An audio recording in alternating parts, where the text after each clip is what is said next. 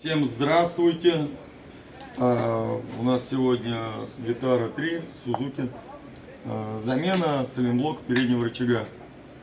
Видео мы уже снимали про замену. Хотелось бы сказать в частности вот про это вот говно, которое люди берут. Желтый, казалось бы, полиуретановый, долговечный. Да, но вот если сделать вот так, то видно, что втулка уже отклеилась.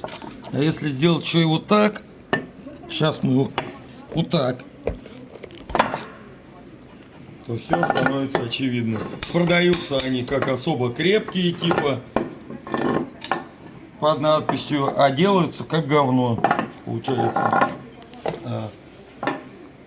Не редко встречаем вот эту вот шляпу, по-другому не сказать, желтую, которую вот люди ставят, ей отъезжают меньше года, и происходит у них вот такая вот история. То есть я не советую вставлять вот такие вот полиуретановые, типа надежные.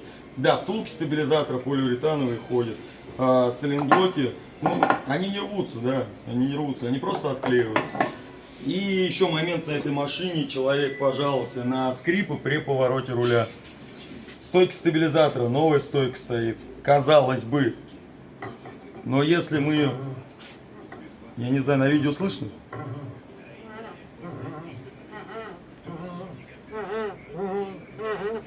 То есть это нижняя часть, которая крепится на стабилизатор. То есть это на саму стойку, на амортизатор. Получается, некоторые стойки бывает такое, заливает водой, они вроде не стучат, но начинают скрипеть. А люди приезжают, ну не знаю, вот в данном случае человек приехал, сказал, скрипит рейка.